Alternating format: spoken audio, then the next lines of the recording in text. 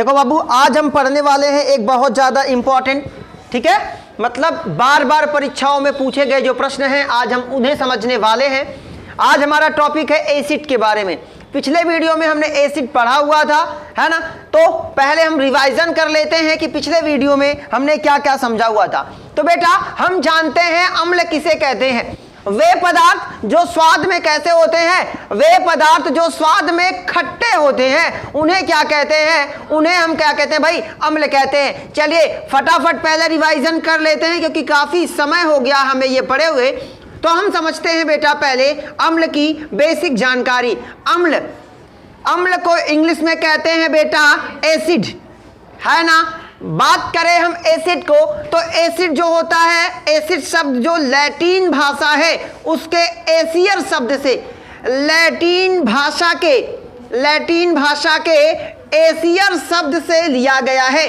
कभी ये पूछेगा कि एसिड को, है ना, एसिड क्यों कहा जाता है, क्योंकि ये लैटिन भाषा के एसियर शब्द से लिया गया है जिसका अर्थ क्या होता है, खट्टा होता है। यानी कि आप क्या कहोगे, हम कहेंगे वे पदार्थ जो स्वाद में खट्टे होते हैं उन्हें हम क्या कहते हैं, एसिड कहते हैं। ये तो ठहरी आपकी एक चलती फिरती परिभाषा। लेकिन अगर आपको लिखना होगा एक्चुअल परिभाषा एसिड की, तो याद रखेंगे आरहेनियस का सिद्धांत। ये पॉइंट काफी जबरदस्त है ना, इसे याद रखेंगे। आरहेनियस का सिद्धांत क्या कहता है, आरहेनियस का सिद्धांत याद रखेंगे क्योंकि यही आपको लिखना भी है। अगर एग्जाम में पूछेगा अम्ल से आप क्या समझते हैं या फिर अम्ल से क्या तात्पर्य है, तो आपको यही लिखना पड़ेगा कि वे पदार्थ जो जल में घुलने पर क्या देते हैं बेटा, H+ आयन, यानी कि हाइड्रोजन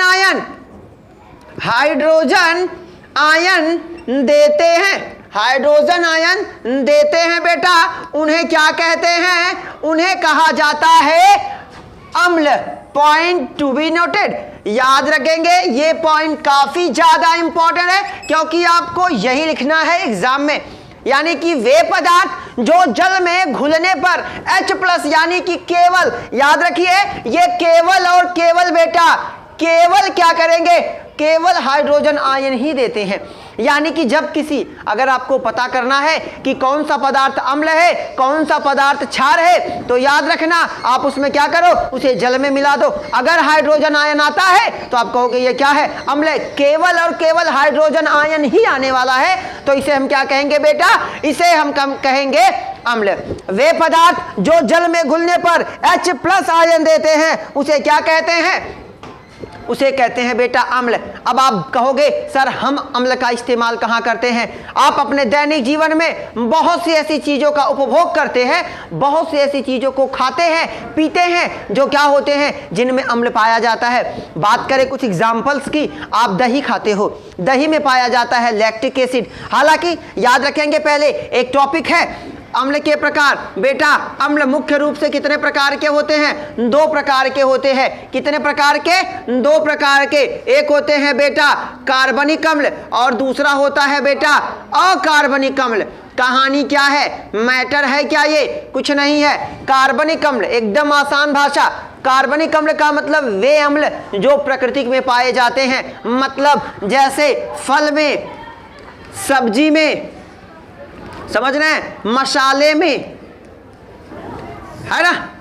वे अम्ल जो जो प्राकृतिक रूप से प्राप्त होते हैं, यानी कि जिसमें मानव का कोई योगदान नहीं होता, जो प्राकृतिक रूप से जिनका निर्माण स्वतः होता है उन्हें कहते हैं कार्बनिक अम्ल। जैसे आपने देखा होगा आपने इमली खाई होगी, खट्टी क्यों है, अम्ल की वजह से। कच्चा आम खाया है, खट्टा क्यों है, अम्ल की वजह से। सेब खाया है, कसैला टाइप का लगता है, क्यों, अम्ल की वजह से। दही खाया है, खट्टी है, क्यों, अम्ल की वजह से, है ना। तो ये क्या है, वे पदार्थ जिनमें प्राकृतिक रूप से, या वे अम्ल जो प्राकृतिक जिनका निर्माण प्राकृतिक रूप से हुआ है, जिसमें मानव का कोई योगदान नहीं है, उसे हम क्या कहते हैं? उसे कहते हैं कार्बनिक एसिड। जबकि दूसरा अकार्बनिक एसिड वह अम्ल है ना, वह अम्ल जिसे क्या किया गया है? प्रयोगशाला में विभिन्न पदार्थों से मिला के बनाया गया है, उसे क्या कहेंगे?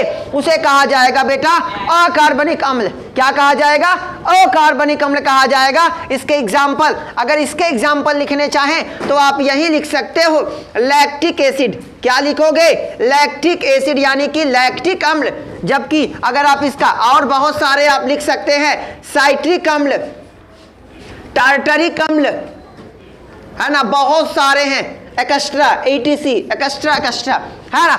यहां तक बातें बेटा क्लियर है? अब समझते हैं हम अकार्बनिक रसायन के बारे में।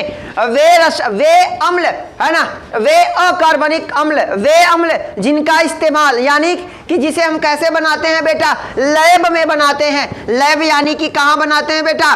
प्रयोगशाला में बनाते हैं। जिन्हें हम क्या करते हैं? प्रयोगशाला में बनाते हैं। उसे क्या कहते हैं? उसे कहते हैं अकार्बनिक अम्ल। जैसे फॉर एग्जाम्पल आप क्या करोगे? आपने अपने घर पे बैटरी देखी होगी, है ना। हालांकि अब सूखी वाली बैटरी आ रही है, लेकिन आज भी आपके घर जो इन्वर्टर वगैरह चलते हैं, सोलर पैनल में जो बैटरियां लगाई जाती हैं, बड़ी बड़ी आप देखें ना कंपनियां, जैसे लुमिनस हो गया आपका, है ना, ल्यू गार्ड हो गया, ये क्या करती है? ये जो कंपनियां ये क्या बनाती हैं? बैटरी। उन बैटरी में जिन अम्ल का इस्तेमाल किया जाता है वो कहाँ? वो प्राकृतिक। याद रखना, एकदम बेसिक सा कॉन्सेप्ट है कि वह अम्ल जो आपको क्षति पहुंचाए, वह अम्ल जो आपको क्षति पहुंचाए, वो ज्यादातर ये मतलब उसके ज्यादातर चांसेस क्या हैं कि वो लैब में बनाए गए होंगे।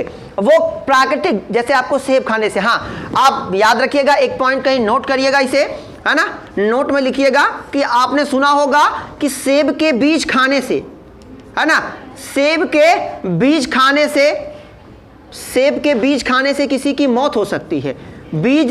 सेब के बीज खाने से क्या हो सकती है बेटा? मौत। तो ऐसा नहीं है, समझ रहे हैं बात को? क्यों नहीं है? क्योंकि उसमें पाया जाता है क्या? उसमें पाया जाता है बेटा साइनाइड। क्या पाया जाता है? साइनाइड पाया जाता है। लेकिन ऐसा नहीं है, आप देखोगे किसी सेब में बहुत होगा 4 से 5 बीज होंगे, है ना।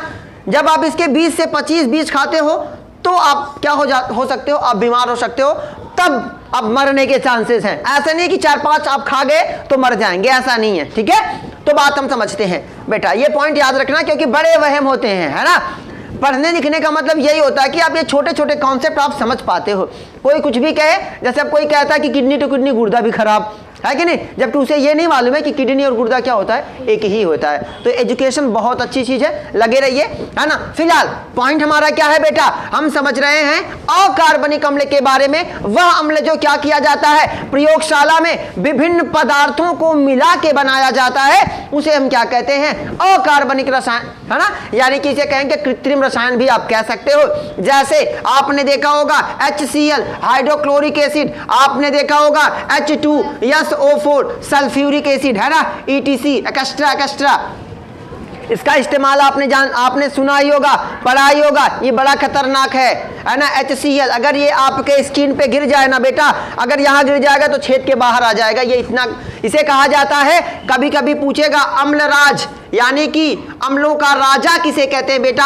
HCl को कहते हैं, है ना, समझ रहे हैं। हाइड्रोक्लोरिक एसिड को कहा जाता है अम्लों का राजा। तो ये बेटा था, ये पहले के पॉइंट थे जो हमने पहले पढ़ा हुआ था। आज का हमारा कॉन्सेप्ट क्या है? आज का हमारा है अम्ल के भौतिक गुण। तो समझते हैं अम्लों के भौतिक गुण के बारे में, है ना। अम्लों के भौतिक गुण, भौतिक माने क्या होता है? अगर आप जानते हो तो कोई दिक्कत नहीं, नहीं जानते तो फटाफट सुन लीजिए। अम्लों के भौतिक गुण, सॉरी, अम्लों के भौतिक गुण।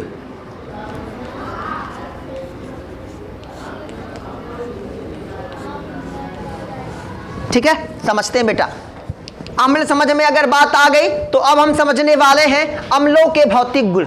भौतिक माने क्या होता है? जैसे चखना, महसूस करना, समझ रहे हैं, किसी चीज को देख के बता देना, ये क्या है? भौतिक गुण है। यानी कि भौतिक माने क्या होता है? जिसे आप छू सको, जिसे महसूस कर सको, जिसमें परिवर्तन कर सको, वो क्या है? भौतिक। जैसे आपने सुना होगा गांव में एक वर्ड इस्तेमाल किया जाता है पंचतत्व, ये वर्ड याद आ रहा है? आपने सुना होगा कि जो हमारा शरीर है, जो मानव का शरीर है, वो 5 तत्वों से मिलकर बना होगा।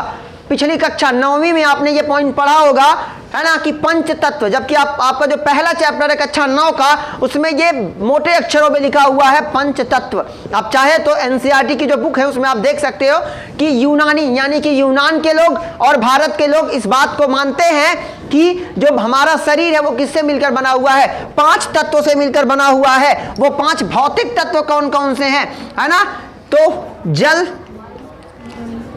वायु, आकाश, समझ गए? आकाश हो गया, है ना, क्षितिज, भूमि हो गया, और एक क्या बचा? पावक या फिर आग। क्षितिज, जल, पावक, गगन, समीरा। आपने सुना होगा, वो स्वामी तुलसीदास ने लिखा है, क्षितिज, जल, पावक, गगन, समीरा, पंच रचित यह अधम शरीरा। पॉइंट ध्यान से समझिएगा कि हमारा जो शरीर है बेटा, वो 5 तत्वों से मिलकर बना है, जिनमें वो 5 तत्व, चाहे आप किसी भी कंडीशन में, जैसे आप अलग अलग धर्म की अपनी अपनी मान्यताएं होती हैं, कुछ दफनाते हैं, कुछ जलाते हैं, है ना? तो अगर आप जलाओगे तो भी वो 5 तत्व अपनी जगह पे पहुंच जाएंगे। जलाएंगे तो बचे हुए कुछ अवशेष होते हैं जिन्हें पानी में बहाया जाता है ना?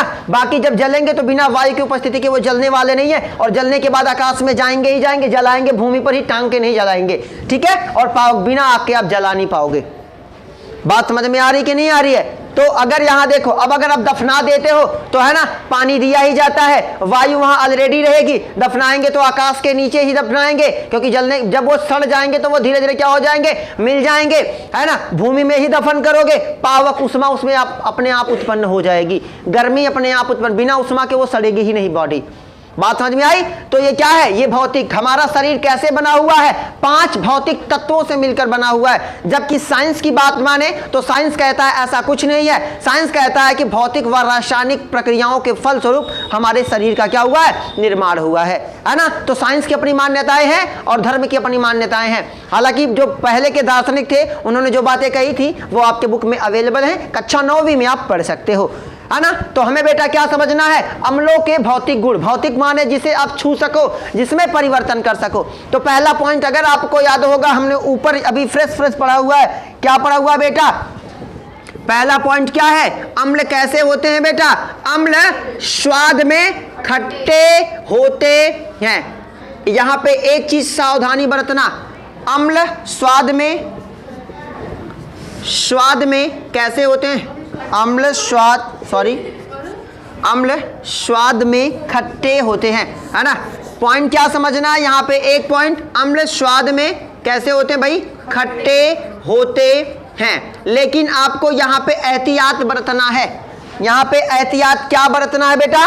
कि हम जानते हैं अम्ल स्वाद में खट्टे होते हैं, लेकिन आप साइंस वाले हो, आप प्रैक्टिकल पर बिलीव करते हो, लेकिन याद रखना कि अम्ल स्वाद में खट्टे होते हैं, ये इसके भौतिक गुण तो है, लेकिन इन्हें चखना जो है ना भाई, चखना वो क्या है? खतरनाक है।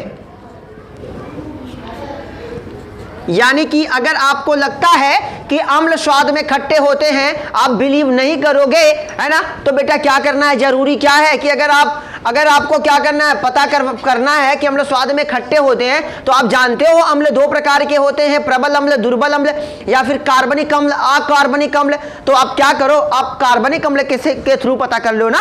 आप सेब खा के देखो, इमली खा के देखो, अगर खट्टा लग रहा है तो आप मान लेना साइंस की बात को। अगर अब आप कहोगे नहीं हम HCl से चेक करेंगे, तो आपकी जिंदगी, आपके फैसले, समझ रहे हैं ना? तो ये पॉइंट ध्यान में रखना कि अम्ल स्वाद में खट्टे होते हैं। अगर आपको इसका प्रैक्टिकल करना है तो कोशिश करना कार्बनिक अम्ल से करने की। अगर आप अकार्बनिक अम्ल से करते हैं तो पूरी सावधानी बरतें, समझ रहे हैं? क्योंकि जो इसका प्रैक्टिकल करते हैं वो पूरी सावधानी से करते हैं। और अगर आप चखना चाहोगे, अब इसे क्या करोगे? HCl लेके आप चखना चाहोगे तो आपकी जुबान में छेद हो जाएगा और हो जाएगा कैंसर, मर जाएंगे। एक प्रैक्टिकल के चक्कर में जिंदगी की वाट लग जाएगी। बात समझ में आ गई? तो पॉइंट ध्यान से समझना, अम्ल कैसे होते हैं बेटा? स्वाद में कैसे होते हैं? खट्टे होते हैं। लेकिन इन्हें चखना क्या होता है? इन्हें चखना बहुत ही खतरनाक होता है। बात समझ में आ गई? इसकी अगली विशेषता क्या है? जितने भी अम्ल हैं वो जल में क्या होंगे? जल में घुलनशील होंगे, घुलनशील होते हैं। यानी कि आप अपने आसपास जितने भी अम्ल हैं, अगर अम्ल की पहचान करनी है तो वो क्या हो जाएंगे बेटा, वो जल में घुल जाएंगे, यानी कि वे पदार्थ जो जल में घुल जाएंगे वो क्या होंगे, ये क्या है, भौतिक गुण है किसके, है ना, अम्ल के। अम्ल वह है जो स्वाद में खट्टा है और साथ ही साथ जो जल में क्या कर जाए, घुल जाए, वो क्या है, वो है बेटा एसिड। और जो अगला टॉपिक है ये सबसे इंपॉर्टेंट टॉपिक है, ये बार बार पूछे जाते हैं तो याद रखेंगे। आप जानते हो कि अम्ल क्या काम करता है, अम्ल नीले लिटमस पेपर को, नीले लिटमस पेपर को कैसा कर देगा, नीले लिटमस पेपर को कैसा कर देता है बेटा, लाल कर देता है। यही इसकी एक स्पेशल, है ना, यही एक बहुत ही जबरदस्त इसका क्या है, लक्षण है, गुण है। कौन सा गुण, भौतिक गुण। या क्या करता है, नीले लिटमस पेपर को कैसा करता है, लाल कर देता है। अगर पूछेगा कि भाई अम्ल का एक लक्षण बताओ जो महत्वपूर्ण है, तो फटाफट बता देना कि क्या काम करता है भाई, अम्ल नीले लिटमस पेपर को क्या करता है, लाल कर देता है। और मुझे लगता है आपको लिटमस पेपर तो आता ही होगा। ये क्या है बेटा, लिटमस पेपर क्या है, एक सूचक है। क्या है बेटा, सूचक, है ना, इंडिकेट। ये क्या काम करता है, इंडिकेट करता है, ये हमें बताता है। हालांकि बहुत है, मेथिल ऑरेंज है, फिनाफ्थलीन है ना, हल्दी आपके पास है, ये सब क्या है, ये सब सूचक हैं। लेकिन ज्यादातर इस्तेमाल किसका किया जाता है, लिटमस पेपर। ये शैवाल का बना हुआ होता है जिससे क्रिया करने के बाद, है ना, जिससे लिटमस पेपर बनाए जाते हैं। जैसे आपने शादी वगैरह में टिश्यू पेपर देखा होगा, बटर पेपर आपने देखा होगा जब आप कक्षा 12वीं में, या फिर अगर आपने जीवों में जनन पुष्पी पादपों में जनन पढ़ा हुआ होगा तो वहां पे आपने देखा होगा थैलीकरण या फिर विपुंसन की प्रक्रिया जहां पे होती है, वहां पे इनका इस्तेमाल किया जाता है। किसका, बटर पेपर का, है ना। तो बटर पेपर क्या होता है, वो हल्का सा पेपर होता है जो वर्तिकाग्र के ऊपर लपेटा जाता है ताकि कोई दूसरा परागकण उस पुष्प के वर्तिकाग्र पर ना आए। हालांकि ये हमारा टॉपिक नहीं है। हमें क्या समझना है, हमें समझना है बेटा अम्ल के भौतिक गुण के बारे में। तो अम्ल का भौतिक गुण क्या है, पहला गुण क्या है, ये स्वाद में कैसे होते हैं, ये स्वाद में खट्टे होते हैं। और क्या होता है, जल में बेटा होते हैं घुलनशील। और तीसरा होता है अम्ल नीले लिटमस पेपर को कैसा कर देते हैं, लाल कर देते हैं। और चौथा टॉपिक इसका मैं आपको बताता नहीं हूं, यहीं से कॉन्सेप्ट समझ लेंगे, लिखेंगे नहीं कि अम्ल क्या करेंगे भाई, अम्ल स्वाद में खट्टे होते हैं हम जानते हैं, जल में घुलनशील होते हैं हम जान गए, है ना। ये नीले लिटमस पेपर को लाल कर देंगे ये भी हम समझ गए। लेकिन अगर गलती से कभी भी ये त्वचा पर गिर गए तो क्या करेंगे, त्वचा को जला देंगे। ये इसकी क्या है, स्पेशलिटी है। तो इसे नोट डाउन करें। अगले टॉपिक में हम समझने वाले हैं रासायनिक गुण किसके, अम्ल के। फटाफट नोट डाउन करें।